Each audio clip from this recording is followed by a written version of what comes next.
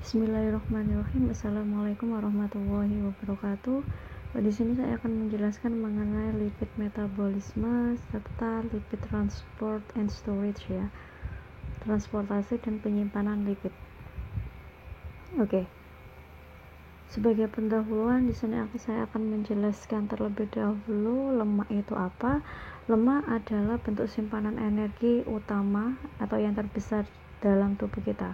Lemak ini dia sifatnya tidak larut dalam air ya. Kemudian pencernaan lemak terjadi di dalam usus halus karena pada mulut dan lambung tidak ada enzim lipase. Jadi enzim yang digunakan untuk mencerna lemak adalah salah satunya adalah enzim lipase. Lemak selanjutnya setelah diabsorpsi di dalam usus ya, di usus duodenum tepatnya atau usus 12 jari, kemudian dia ditransfer ke hati. Kemudian lemak berada dalam darah dan ditransfer ke jaringan ekstrahepatik. Jadi ada yang ke hati dan ada juga yang ke ekstrahepatik. Kemudian lemak merupakan subkelompok lipid ya, masuk ke dalam subkelompok lipid. Sedangkan lipid itu apa? Lipid itu merupakan senyawa ester dari asam lemak dan gliserol. Jadi kalian tahu ya antara perbedaan antara lipid sama lemak, pada umumnya sama, cuman lipid itu lebih mengarah suatu senyawa ester ya, yang dia terbentuk dari asam lemak dan gliserol. Kemudian lipid di sini, tadi sudah saya jelaskan bahwasanya lipid tidak larut dalam air, tetapi dia larut dalam pelarut organik. Contohnya adalah kloroform, benzen, kemudian ether. Ini biasanya digunakan untuk melarutkan lemak. Kloroform ini biasanya memang digunakan untuk misalkan obat bius, tapi biusnya ini untuk hewan coba ya. Ether juga untuk hewan coba. Kemudian peran lipid yaitu yang pertama sebagai komponen utama struktural membran sel atau lapisan pelindung, kemudian adalah sebagai sumber energi utama dan transport energi. Karena apa? Dia adalah sumber cadangan energi terbesar di dalam tubuh kita. Kemudian yang ketiga adalah dia pelarut vitamin A, D, E, dan K, atau kita singkat saja dengan vitamin A, D. Karena vitamin A, D ini dia tidak larut dalam air, melainkan larut dalam lemak. Sumber lipid itu ada 3 sumbernya, yaitu yang pertama adalah dari apa yang kita makan, kemudian yang kedua adalah biosintesis de novo, kemudian yang ketiga adalah berupa simpanan di dalam tubuh ya, berupa jaringan adiposa atau di sini kenal juga dengan adiposit. Kemudian fungsi lipid itu sendiri yaitu yang pertama sebagai cadangan energi, yaitu dalam bentuk apa? Trigliserida atau triasilgliserol. Jadi di jaringan adiposa itu dia tersusun atas trigliserida atau triasilgliserol. Kemudian yang kedua penghasil energi berupa apa? Asam lemak, karena asam lemak ini bisa kita gunakan sebagai untuk menghasilkan energi ya, yang nantinya masuk ke dalam metabolisme beta oksidasi.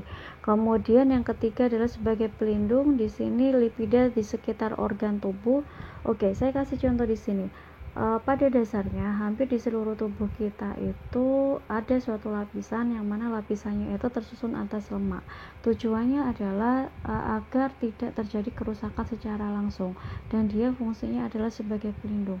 Jadi kalau misalkan kalian pernah ikut jadi panitia kurban ya, atau kalian pernah memasak hati ya, atau hati itu kalian gunakan untuk membuat sate. Kalau misalkan kalian melihat pada awalnya itu agak susah untuk diiris, tetapi ketika kalian sudah sekali untuk mengirisnya, karena apa? Baru kalian akan mudah. Mengapa hal itu terjadi? Karena di hati itu ada suatu lapisannya itu adalah lapisan lemak, sehingga kalau semisalkan kalian menggunakan pisau yang tumpul, maka hati tersebut itu tidak akan terbelah, karena sifatnya salah satu lemak itu juga bisa menyebabkan efek licin ya pada permukaan organ. Hal ini menimbulkan apa? Oke, saya kasih contoh seperti ini ya. Contoh yang lain adalah misalkan kalian memiliki suatu bak kemudian berisi air. Air itu adalah anggap saja cairan tubuh, sedangkan kalian masukkan balon tersebut kalian isi dengan air juga. Ketika kalian pukul, apakah dia akan langsung mengalami pecah? Tentu tidak ya, pasti itu akan bergeser. Jadi tapi nanti akhirnya dia bisa kembali lagi seperti semula posisinya. Hal ini menunjukkan apa? Bahwasanya lapisan lemak pada permukaan organ itu adalah fungsinya adalah untuk melindungi. Jadi kalau misalkan ada suatu hantaman, setidaknya itu yang awal terjadi mungkin adalah memar ya, seperti itu. Itu menunjukkan dislokasi di situ. Jadi organnya itu mengalami dislokasi, tapi lama-kelamaan dia akan bisa kembali seperti semula jika tingkat hantamannya itu tidak terlalu keras gitu. Kemudian yang keempat, sebagai alat transportasi dalam darah, dia berupa lipoprotein. Kemudian yang kelima adalah penyusun membran. Kemudian yang keenam adalah insulator dalam susunan saraf, terutama untuk insulator listriknya ya. Jadi fungsinya adalah dalam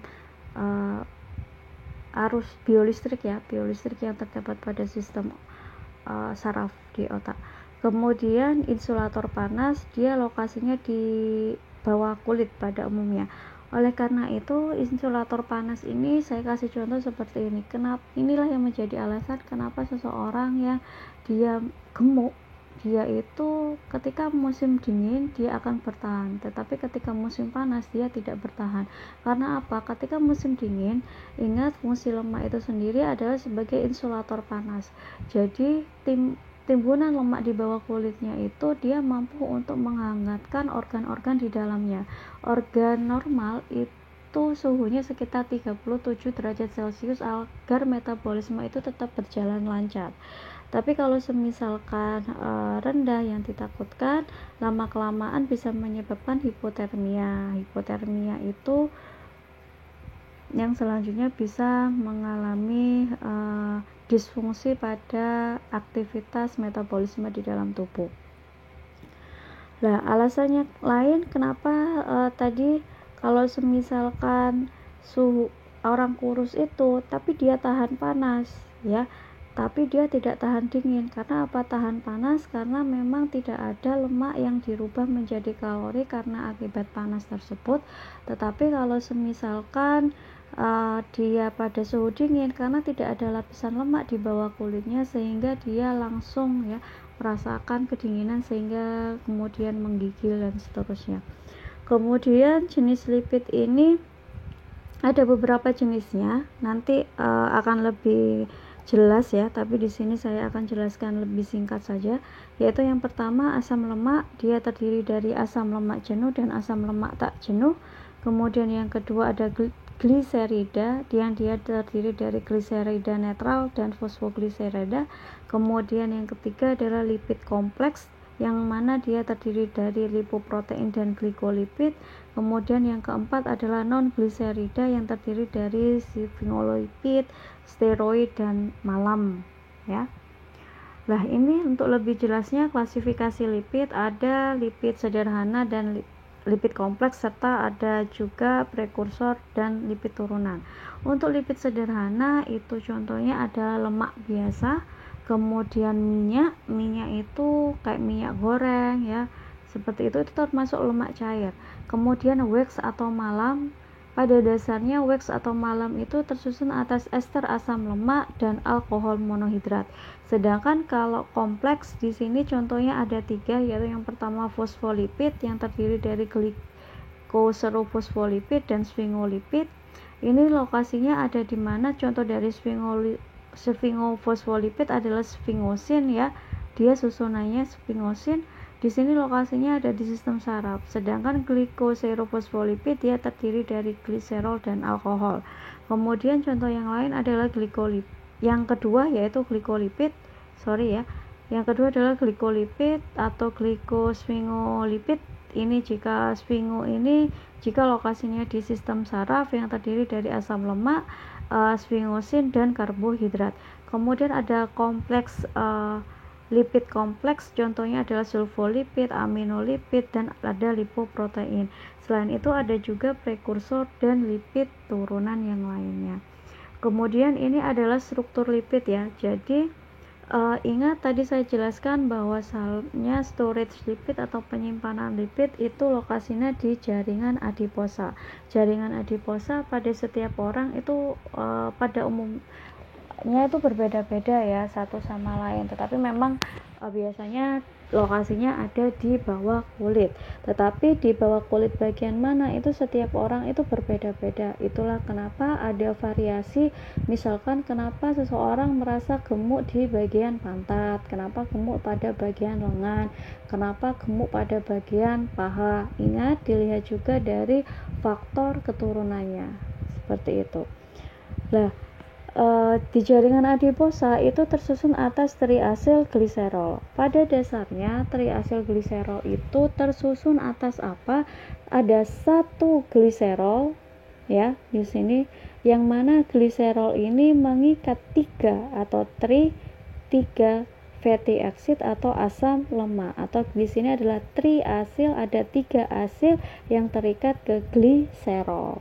Jadi kalau semisalkan cadangan lemak itu berupa triasil gliserol, nantinya jika tubuh membutuhkan energi, maka nanti triasil gliserol akan dihidrolisis menjadi apa? Gliserol dan 3 asam lemak. Kemudian contoh membran lipid yang lainnya ini pada umumnya dia sifatnya polar ya. Di sini ada fosfolipid sama glikolipid. Contoh dari fosfolipid adalah gliserofosfolipid dan sphingolipid, sedangkan kalau glikolipid dia menyusun sphingolipid juga. Ini adalah contoh gliserofosfolipid, bisa kalian lihat ya, ikatannya seperti ini. Kemudian sphingosine ikatannya juga seperti ini, yang mana dia berikatan dengan kolin ya, kolin dan fosfat di sini.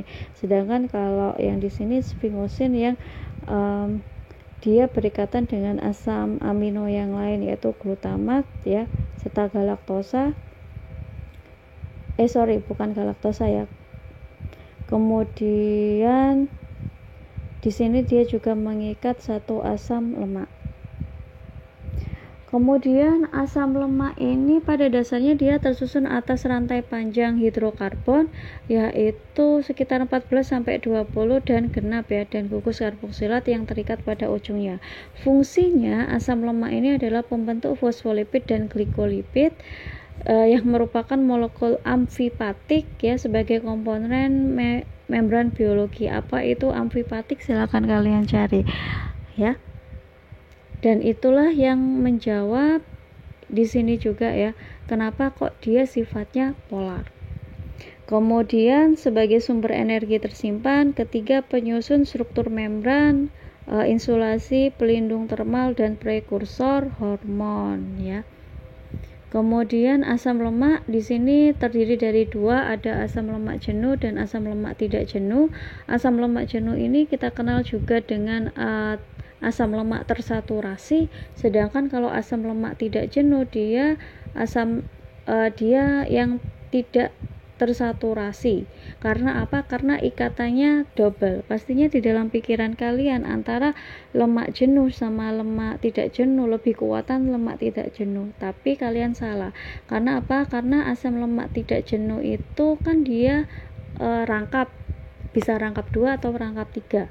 Tetapi kalau semisalkan ada suatu senyawa yang lain itu masuk mendekati asam lemak tersebut, dia mudah untuk mematahkan atau memutuskan ikatannya sehingga dia berikatan dengan yang lain. Sedangkan kalau asam lemak jenuh itu kan ikatannya itu kan tunggal. Jadi ketika suatu senyawa lain ya yang datang, dia tidak akan mudah untuk memutuskan ikatannya dengan yang awal untuk membentuk ikatan baru, tidak bisa. Karena apa? Tangannya itu sudah penuh, jadi tidak mudah untuk berikatan dengan yang lain. Tapi kalau misalkan asam lemak tidak jenuh di sini, jika dia ikatannya rangkap maka dia akan mudah untuk memutuskan ikatannya dan menangkap juga ikatan yang lain, sehingga dia tidak stabil. Makanya dikatakan asam lemak tidak tersaturasi. Kemudian trigliserida di sini disintesis di hati dan disimpan dalam jaringan adiposa. Ini yang saya gambarkan bahwasanya trigliserida atau lemak, ya, dia ketika dihidrolisis di dalam tubuh, maka dia nanti akan menjadi satu gliserol dan ada 3 asam lemak. 3 asam lemak di sini. Berarti cukup banyak ya yang dihasilkan dari satu trigliserida. Kemudian ini adalah contoh fosfolipid bilayer. Glikolipid ini biasanya ada di permukaan, ya. Gliko ini pada dasarnya, gliko itu adalah karbohidrat dan lipid.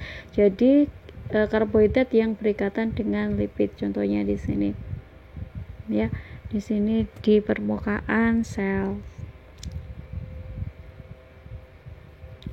Kemudian ini sama dengan yang tadi, sedangkan ini adalah integrasi metabolisme lipid. Jika kalian lihat di sini memang cukup ribet, ya, tetapi saya ingin menjelaskan lebih sederhana.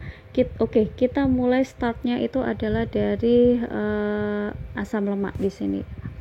Asam lemak atau fatty acid inilah yang menjelaskan kenapa asam lemak itu bisa menghasilkan energi, ya. Jadi asam lemak di sini, ya, dia bisa dirubah menjadi asil CoA. Dari asil CoA di sini kemudian dia mengalami oksidasi sehingga menghasilkan apa? Asetil CoA. Dari asetil CoA di sini selanjutnya apa? Selanjutnya dia masuk ke dalam siklus Krebs sehingga menghasilkan energi. Dari siklus Krebs terlebih dahulu, siklus Krebs dulu, kemudian transport elektron, kemudian akhirnya membentuk energi atau ATP. Zat sisanya bisa berupa karbon dioksida. Kemudian glukosa. Glukosa di sini ternyata inilah yang menjadi alasan kenapa ketika kalian makan berlebihan itu ternyata bisa menyebabkan penimbunan lemak di dalam tubuh. Jadi ketika kalian makan nasi berlebih atau karbohidrat berlebih, glukosa ini sebenarnya bisa dirubah menjadi pirufat, kemudian jadi asetil CoA, masuk ke siklus Krebs, kemudian transport elektron sehingga menghasilkan ATP. Itu untuk membentuk energi. Tetapi ini melalui proses apa? Masih ingat? Ini adalah proses apa? Glikolisis, ya. Tapi asam lemak menjadi asetil CoA itu adalah beta oksidasi, ya, di sini. Oke, saya close yang masalah itu. Kita ke glukosa. Glukosa yang berlebihan di dalam tubuh itu ternyata bisa dirubah menjadi gliserol P atau gliserol fosfat, ya. Di sini gliserol fosfat di sini dia ternyata mengalami proses esterifikasi yang mana dia menjadi triasil gliserol dan fosfolipid. Lah, inilah triasil gliserol inilah cadangan lemak, ya, cadangan lemak di dalam tubuh. Jadi melalui suatu esterifikasi, gliserol fosfat yang dia asalnya dari glukosa bisa menjadi cadangan lemak. Baru setelah itu kalau semisalkan tubuh membutuhkan energi atau untuk kebutuhan yang mendesak, maka cadangan lemak di sini bisa dirubah menjadi gliserol dan asam lemak melalui proses yang namanya lipolisis. Baru kemudian ada menjadi asil CoA, menjadi asetil CoA, proses beta oksidasi, ya. Kemudian masuk ke siklus Krebs, kemudian transport elektron sehingga menghasilkan lemak. Kemudian kalau semisalkan ternyata asetil CoA ini tidak bisa digunakan, istilahnya itu tidak ingin digunakan untuk energi, Maka asetil-CoA ini melalui proses yang namanya lipogenesis ini ternyata bisa dirubah lagi menjadi asam lemak. Kan asam lemak ini kan tidak digunakan untuk energi lagi, maka asam lemak dirubah menjadi asil CoA, kemudian dia mengalami esterifikasi sehingga menghasilkan triasil gliserol kembali. Nah, ini yang disimpan di dalam tubuh. Tetapi asetil CoA di sini ini jika misalkan jika misalkan dia tidak masuk ke dalam siklus Krebs, maka dia ternyata melalui proses ketogenesis dia menghasilkan keton bodies dan juga steroid kolesterol. Lah, keton bodies ini biasanya cukup berbahaya ya kalau misalkan ditemukan di dalam tubuh. Apa alasannya? Bisa kalian jelaskan, ini pertanyaan saya, bisa kalian jelaskan di kolom komentar. Dan ini kenapa kok bisa menjadi steroid kolesterol? Ini fungsinya untuk apa steroid kolesterol ini? Jadi yang dari asetil CoA dari asam lemak ini menjadi asetil CoA, jika dia tidak masuk ke dalam siklus Krebs ternyata menjadi steroid kolesterol. Ini fungsinya untuk apa? Nah, itu juga pertanyaan saya ya. Jadi mengenai ketogenesis dan steroid kolesterol itu fungsinya untuk apa dan dampaknya apa. Kemudian metabolisme asam lemak, hasil akhir pencernaan asam lemak akan diubah lebih lanjut menjadi siklus beta oksidasi. Ya, ini yang saya jelaskan terjadi perubahan dari asil CoA menjadi asetil CoA itu masuk ke dalam metabolisme beta oksidasi yang akan dihasilkan asetil CoA. Selanjutnya asetil CoA yang terbentuk akan diubah menjadi karbon dioksida dan H2O dan energi ya melalui siklus Krebs yang selanjutnya dilanjutkan dengan transport elektron. Nah, jika kalau misalkan kalian lihat di sini ya, untuk glukosa itu proses glikolisis itu bisa kalian lihat di sini ada glukolisis, ada gluconeogenesis ya, dan lain sebagainya. Sedangkan kalau dari lemak ini bisa kalian yang sebelah kanan yang saya kotai merah di sini. Jadi kalau semisalkan asam lemak tidak dibutuhkan oleh tubuh, maka ada lipogenesis atau sintesis lemak menjadi triasil gliserida.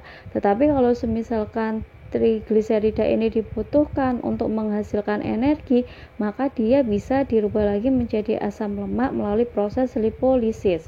Kemudian asam lemak di sini itu akan dirubah menjadi asil CoA. Asil CoA menjadi asetil CoA itu dikenal dengan beta oksidasi, metabolisme beta oksidasi, yang mana asetil CoA ini bisa masuk ke dalam siklus Krebs, kemudian transport elektron sehingga menghasilkan ATP atau energi. Jadi cukup singkat ya. Jadi kalau misalkan ada pertanyaan metabolisme lemak yang digunakan untuk menghasilkan energi itu adalah apa? Itu adalah beta oksidasi.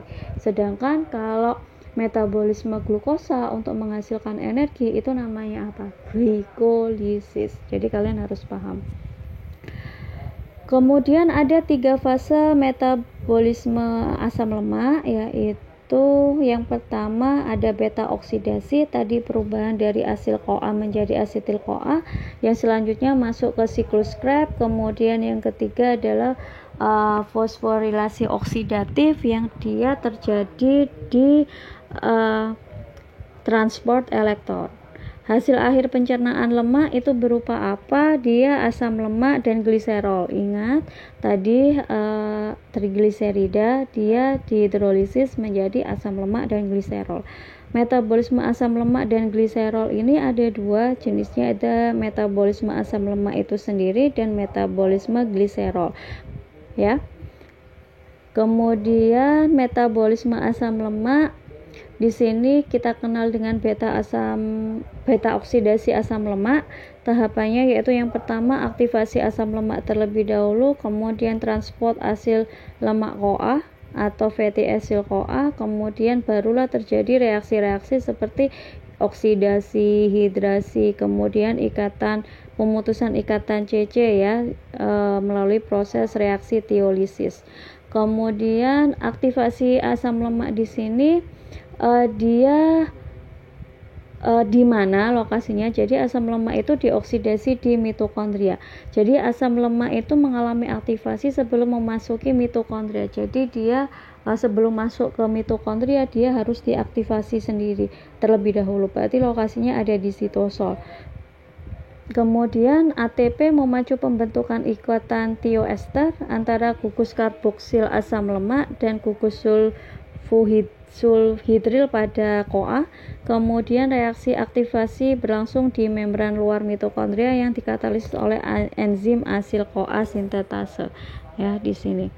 Kemudian reaksinya adalah fatty acid atau asam lemak bereaksi dengan CoA, kemudian ada ATP juga yang membantu sehingga menghasilkan asil lemak CoA dan AMP. Karena apa? AMP ini merupakan dari ATP tadi ya. Kalau adenosin trifosfat akhirnya menjadi adenosin monofosfat dari 3 menjadi 1 dan 2 fosfat. Karena apa? 2 fosfatnya itu tadi dirubah untuk menghasilkan asil lemak CoA.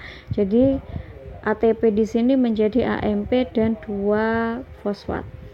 Kemudian transportasi asil CoA di sini, gugus asil pada asil CoA ditransfer ke gugus OH, karnitin ya. Dia membentuk asil karnitin yang kemudian dikatalis karnitin asil transferase. Ini adalah suatu enzim ya. Ini karnitin asil transferase 1 pada membran luar mitokondria. Kemudian asil karnitin ini melintasi membran dalam mitokondria yang dikatalisis enzim translokase. Kemudian gugus asil ditransfer kembali ke CoA yang selanjutnya berada di dalam matriks mitokondria yang dikatalisis oleh karnitin asil transferase 2.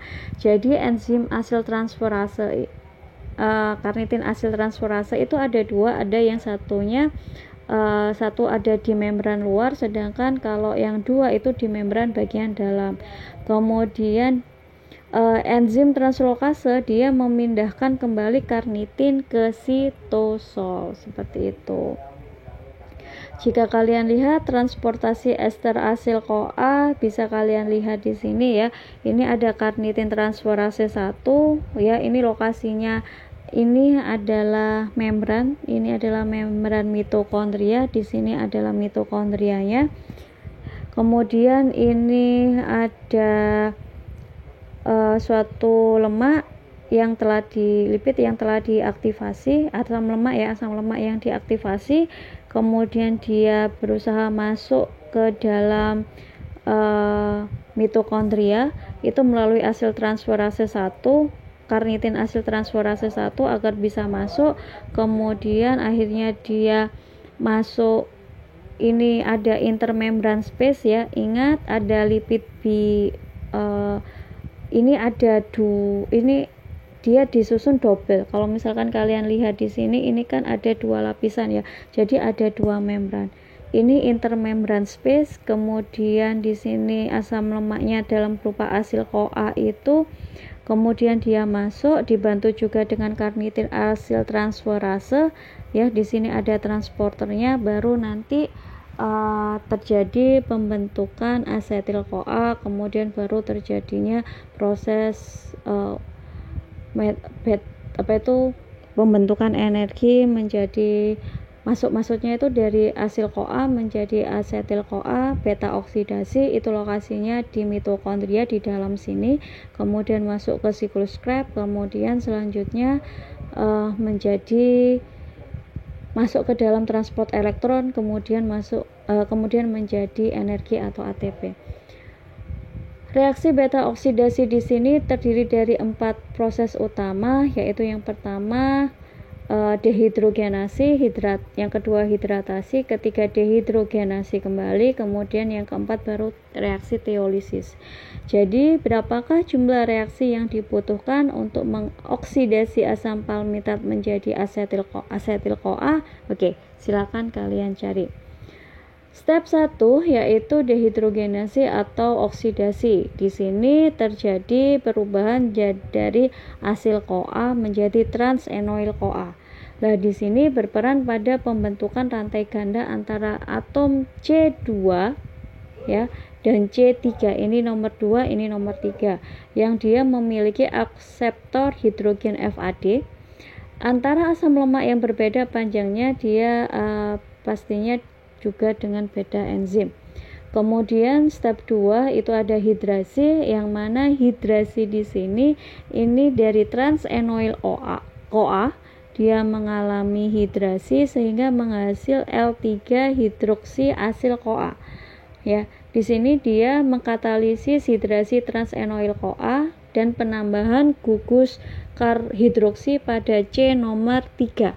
Jadi di sini di C nomor 3 berarti di sini ada penambahan gugus hidroksi.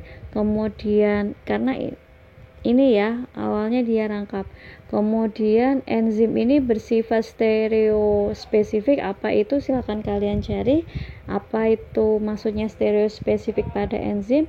Kemudian menghasilkan 3L ini ya hidroksi asil CoA. Kemudian step 3 yaitu dehidrogenasi atau oksidasi, yang mana ternyata di sini dari L3 hidroksi asil CoA dia mengalami oksidasi menjadi 3 keto asil CoA, dan di sini mengkatalisis oksidase OH- hidroksida pada C nomor 3, C nomor 3 1 2 3. Oke, di sini menjadi keton. Jadi diputus lagi ya. Diputus akhirnya di sini dia berikatan keton itu jika dia terdapat ikatan C sama O, dan di sini rangkap ya. Aksetor elektronnya yaitu NAD+. Kemudian tahap yang terakhir pada proses beta oksidasi yaitu menghasilkan asetil CoA, yaitu dari 3 keto asil CoA dia mengalami reaksi teolisis akhirnya menghasilkan apa? Asil CoA dan asetil CoA. Lah, asetil CoA inilah yang selanjutnya digunakan untuk masuk ke dalam siklus Krebs, kemudian masuk ke transport elektron, kemudian akhirnya menghasilkan energi.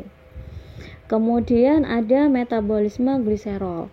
Nah, metabolisme gliserol yang terbentuk pada lipolisis ini diabsorpsi oleh liver, kemudian dia difosforilasi dan dioksidasi menjadi dihidroksiaseton fosfat, kemudian diisomerisasi menjadi gliseraldehid 3 fosfat, kemudian jadi gliserol ini dapat diubah menjadi pirufat atau glukosa di hati.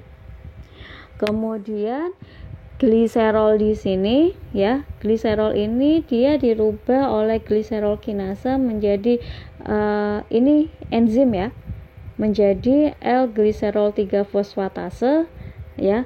Selanjutnya dengan bantuan enzim gliserol fosfatase dehidrogenase akhirnya menjadi dehidroksi aseton fosfat, baru selanjutnya menghasilkan D-gliseraldehid 3 fosfat.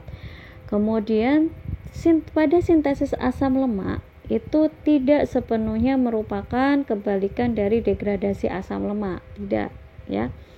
Kemudian poin yang kedua adalah enzim yang berbeda bekerja dalam reaksi yang berlawanan. Contohnya adalah degradasi dia versus dengan proses biosintesis. Degradasi itu kan berarti kan pengurangan, kalau biosintesis kan pembentukan. Nah, di sini perbedaan jalur sintesis dan degradasi asam lemak jika berdasarkan lokasinya. Untuk sintesis asam lemak dia lokasinya ada di sitosol, sedangkan kalau degradasi asam lemak dia lokasinya ada di mitokondria atau matriks mitokondria bagian dalamnya. Kemudian jika bentuk senyawa antaranya, dia di sintesis asam lemak dia terikat secara kovalen pada karier gugus asil yang dinamakan ACP atau acyl carrier protein. Sedangkan kalau degradasi asam lemak di sini dia terikat secara kovalen pada koenzim A.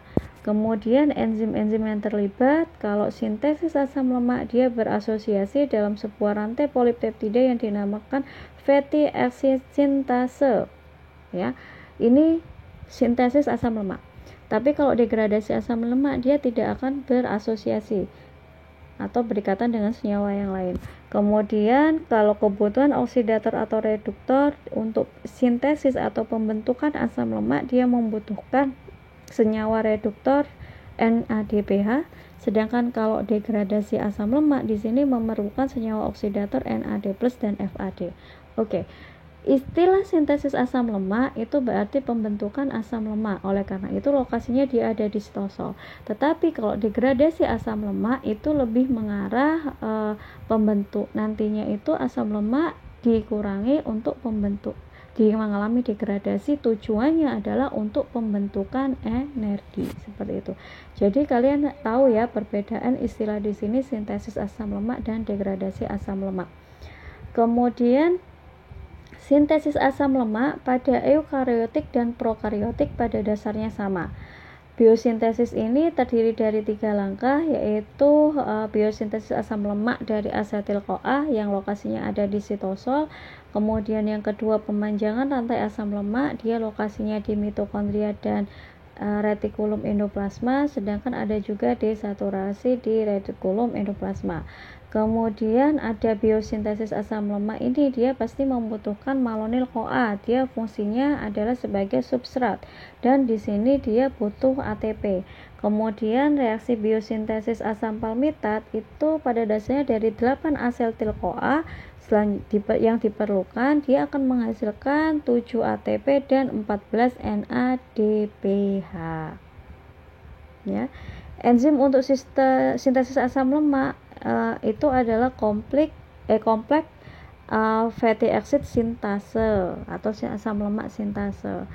Jadi kalau misalkan kita meringkas dari metabolisme lemak di sini ya, oke, kita fokus pada bagian sini saja. Ini lipid.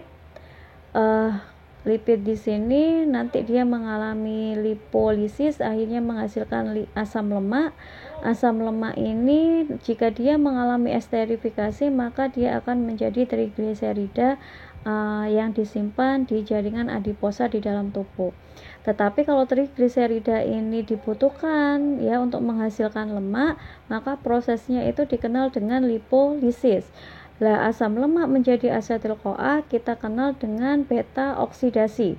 Sedangkan asetil-CoA ya jika ini berlebihan di dalam tubuh, maka dia disimpan dalam menjadi asam lemak itu melalui proses lipogenesis. Lah, asam lemak nanti bisa menjadi trigliserida.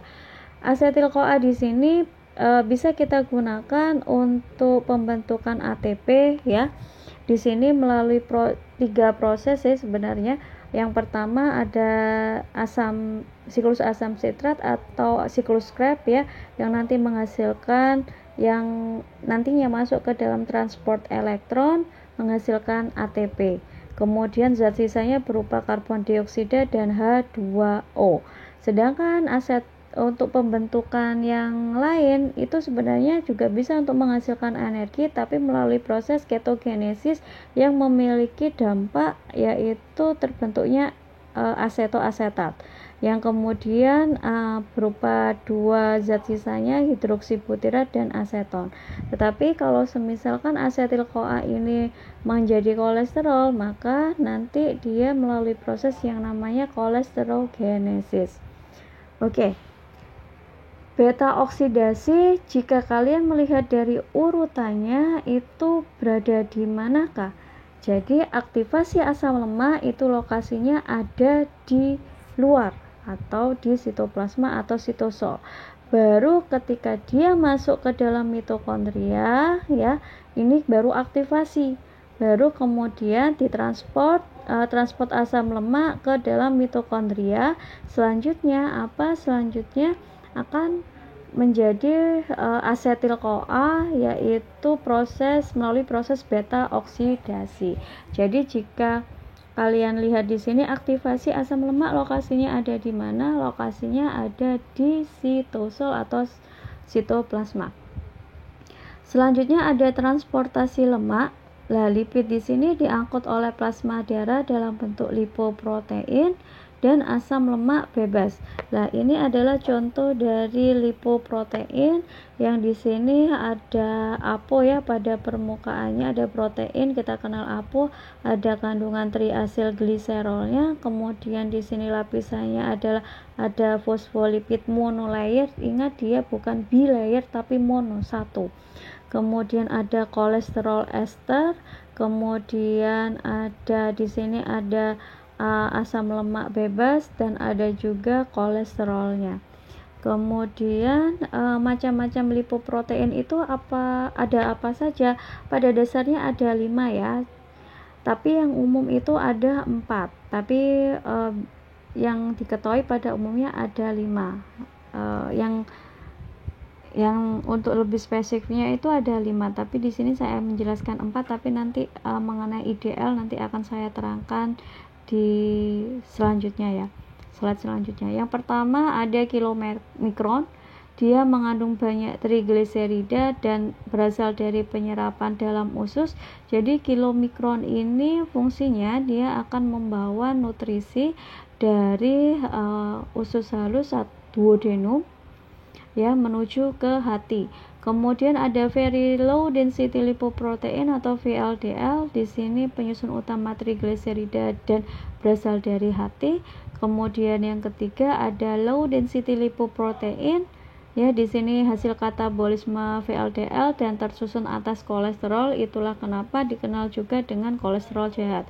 Tapi ada juga yang kolesterol baik, yaitu high density lipoprotein, yang mana dia bertanggung jawab terhadap metabolisme kilomikron, VLDL, dan kolesterol, dan komponen penyusun terbanyak yaitu fosfolipid. Di sini di HDL ini dikenal sebagai lemak baik. Karena apa? Karena fungsinya adalah dia untuk membersihkan dari LDL-LDL yang dia istilahnya itu kayak nangkring atau menyumbat pada pembuluh darah. Dan HDL di sini pada dasarnya banyak ditemui pada buah-buahan dan sayur-sayuran. Sedangkan kalau LDL ini adalah dari protein atau lemak ya, yang dari hewani, biasanya seperti itu. Oleh karena itu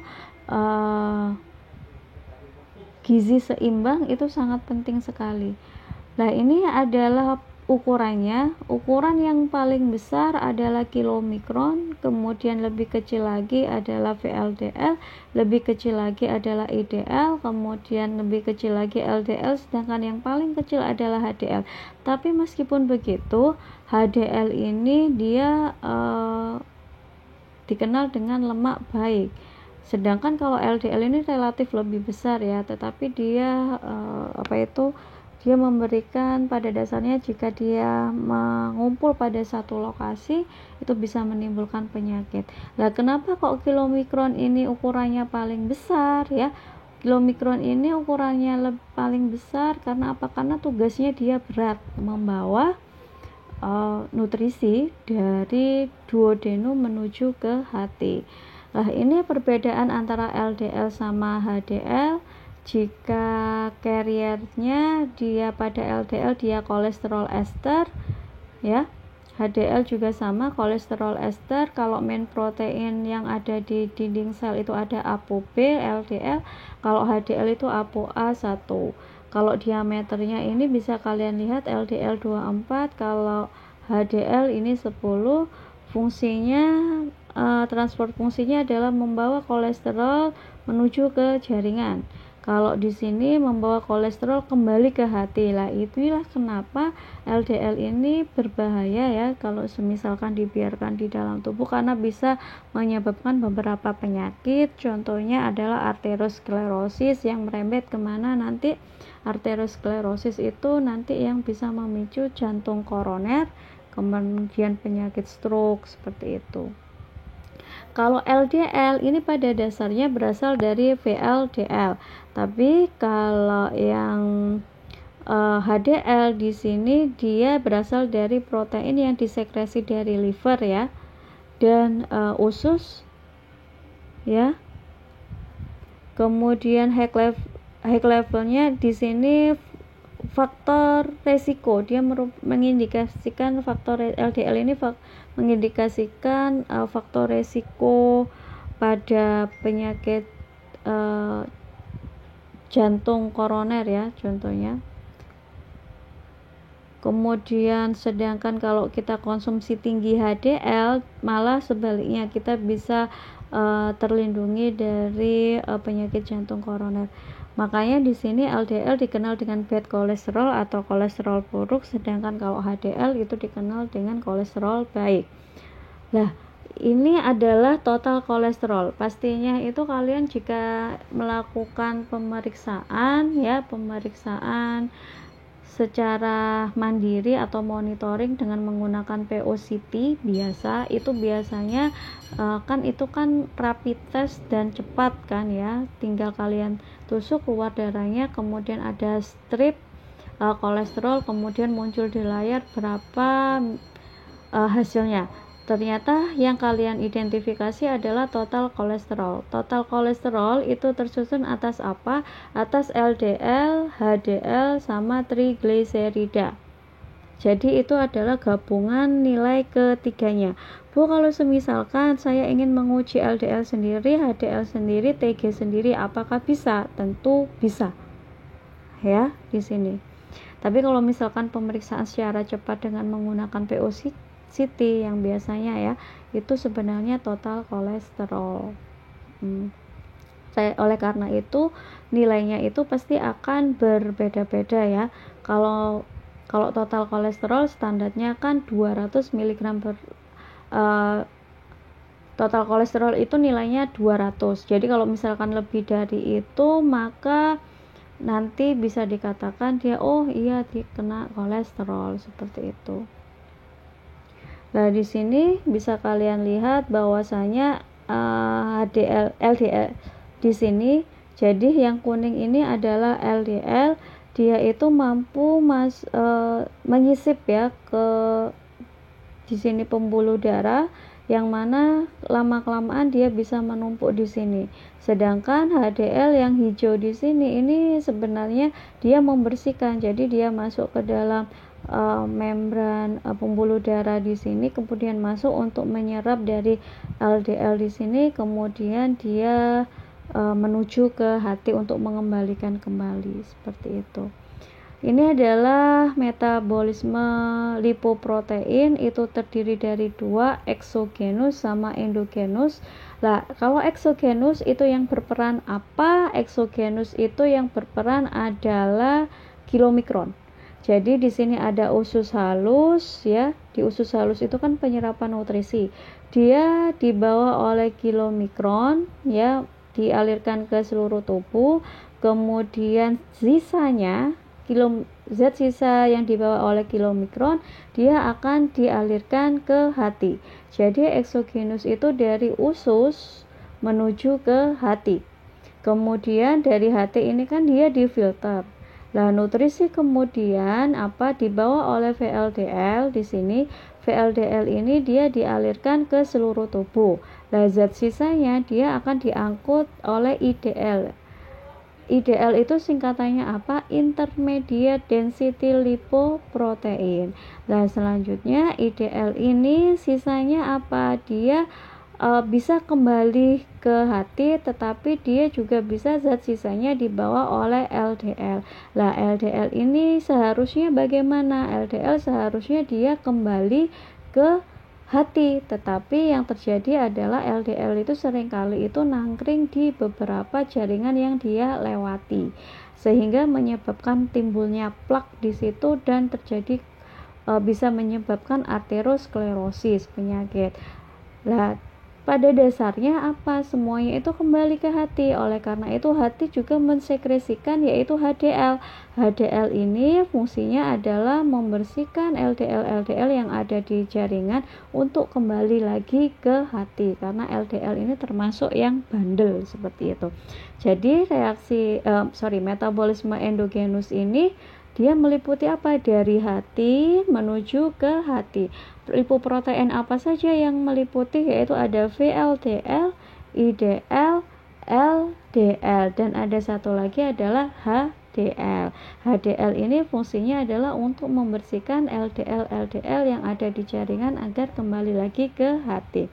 Oke, di sini adalah salah satu istilahnya itu abnormalitas ya. Pada seseorang orang yang ini ada perbandingan orang normal dan orang yang mengalami diabetes mellitus tipe 2. Ternyata jika kita melihat dari VLDL-nya, oleh karena itu biasanya orang yang terkena DM itu juga bisa terkena kolesterol juga, hiperkolesterolemia juga. Karena apa? Ternyata pada orang normal ukurannya segini VLDL. Tetapi ketika seseorang mengalami DM tipe 2, ternyata apa? Ukuran VLDL-nya besar, ukuran VLDL ApoB-nya besar, jumlahnya lebih banyak, size-nya lebih besar. Kemudian kalau normal di sini pada LDL dia jumlahnya seperti ini ya, ukurannya lebih besar. Tetapi ketika dia pada orang DM ya, ini apa? Dia terjadi peningkatan LDL ApoB, kemudian peningkatan juga LDL ApoB, LDL di sini. Ukur jumlahnya dia meningkat, tapi size-nya dia menurun. Sehingga apa? Sehingga karena dia lebih kecil sehingga mudah untuk menyisip ke jaringan-jaringan. Jadi lebih berbahaya ya. Kemudian kalau misalkan kita lihat HDL ini merupakan lemak yang baik. Pada orang normal, jika kalian lihat di sini, ini normal sebegini. Tetapi ketika pada orang yang terkena DM, ya, ternyata HDL-nya itu berubah menjadi kecil. Baik itu size-nya, baik itu ukuran maupun jumlahnya. Itulah kenapa banyak kasus di mana seseorang yang terkena DM, kenapa kok bisa terkena juga kolesterol? Ternyata ini alasannya. Kemudian faktor-faktor yang mempengaruhi keseimbangan kolesterol, yaitu yang pertama adalah jika terjadi peningkatan kolesterol, yaitu yang pertama pengambilan lipoprotein yang mengandung kolesterol oleh reseptor LDL atau reseptor pemangsa HDL. Ya, jadi banyak reseptor LDL-nya. Jadi yang ditangkap itu kolesterol, sedangkan HDL-nya itu seperti musnah ya, karena ada pemangsa reseptor pemangsa HDL. Kemudian yang kedua, pengambilan lipoprotein yang mengandung kolesterol yang tidak melalui reseptor. Kemudian yang ketiga, sintesis kolesterol. Keempat, pengambilan kolesterol bebas dari lipoprotein kaya kolesterol oleh membran sel. Kemudian yang kelima adalah peningkatan hidrolisis ester kolesteril oleh enzim ester kolesteril hidrolase. Keenam, penurunan ekskresi kolesterol ke usus melalui asam empedu. Dan yang ketujuh adalah peningkatan produksi kolesterol di hati. Sedangkan faktor-faktor yang mempengaruhi penurunan kolesterol yaitu penurunan aliran keluar kolesterol dari membran sel ke lipoprotein oleh HDL karena adanya enzim lecitin kolesterol asil transferase. Kemudian yang kedua, aktivitas proses esterifikasi kolesterol oleh enzim asil CoA kolesterol asil transferase atau kita kenal singkatan juga dengan ACET atau ACAT gitu aja ya. Kemudian yang ketiga adalah penggunaan kolesterol untuk sintesis steroida lainnya. Kemudian penyerapan di usus ya. Penyerapan di usus di sini dia diangkut pembuluh darah ya. Jadi ini adalah proses penyerapan atau absorpsi trigliserida di usus. Dia di sini di duodenum, kemudian diangkut oleh pembuluh darah, kemudian ada enzim pemecah lemak, dia dibawa oleh kilomikron menuju ke hati, kemudian dari hati atau liver ini dialirkan dibawa oleh VLDL, kemudian zat sisa dari VLDL dipegang oleh IDL, kemudian sisa dari IDL ke LDL, dan seharusnya itu kembali ke hati. Kemudian penumpukan LDL menyebabkan penyumbatan di pembuluh darah, yaitu yang menyebabkan aterosklerosis, yaitu yang memicu terjadinya penyakit jantung koroner dan stroke. Kemudian kolesterol yang menumpuk diangkut oleh HDL untuk dibawa ke liver dan dikeluarkan melalui saluran empedu, seperti itu. Lah, ini adalah contoh dari aterosklerosis. Ini adalah pembuluh darah normal, kemudian itu disisipi dengan HDL semakin besar, semakin besar, semakin besar, semakin besar, ya. Nah, ternyata pada suatu saat itu ternyata istilahnya kayak bahasa Jawanya itu bisa jebrot gitu ya. Kalau jebrot itu ada blood clot di sini, penggumpalan di sini, ya. Nah, ini mengalami myocardial infarction di sini. Kalau di sini plateletnya dia istilahnya dia itu kayak jebrot ya, jebrot di sini ini kan ruptur. Kemudian ada platelet sama fibrin yang dia lepas di sini, itu namanya trombus. Kemudian jika memenuhi di sini, ini menyebabkan serangan jantung mendadak atau myocard infarction atau serangan jantung, ya. Kemudian jika ternyata terlewati, bisa misalkan orangnya tidak sampai meninggal, ternyata dia akan mengalami obstruktif di sini berarti dia penimbunan kembali dan dia semakin kecil di sini. Oke, bisa kalian lihat bahwasanya ini normal, ya. Kemudian akhirnya dia buntu seperti ini karena munculnya plak-plak akibat LDL. Oke, aterosklerosis dan cardiovascular disease ini pada dasarnya salah satu pemicunya adalah hiperkolesterolemia, ya, dan juga tingginya kadar LDL di dalam tubuh yang menempati pada beberapa lokasi. Ini biasanya aterosklerosis. Kalau di sini adalah iskemia dan cerebral infarction, ya. Kemudian di sini myocardial infarction yang kita kenal dengan penyakit jantung koroner yang menyebabkan serangan jantung mendadak dan kemudian bisa meninggal. Kemudian bisa juga menyebabkan renal iskemia jika lokasinya ada di ginjal. Kemudian ada juga intermittent claudication di sini jika dia di sini pada femoral artery. Nah, ini adalah faktor-faktor resikonya, yaitu di sini ada hipertensi, ada diabetes mellitus, kemudian hiperlipidemia, seorang perokok, kemudian faktor keluarga, ya. Jadi riwayat keluarga itu juga mempengaruhi, kemudian low level dari HDL atau jumlah HDL yang kurang. Sedangkan faktor yang lain adalah obesitas, usia, kemudian usia yang lanjut itu atau orang yang tua, ya. Kemudian ada males laki-laki, kemudian ada dia tidak suka olahraga atau physical inactivity, dia nggak mau banyak aktivitas, kemudian seorang yang mengalami homocystinuria, kemudian sama stres. Oke, mungkin sekian dari saya. Apabila ada pertanyaan silakan tuliskan di kolom komentar. Saya akhiri. Wassalamualaikum warahmatullahi wabarakatuh.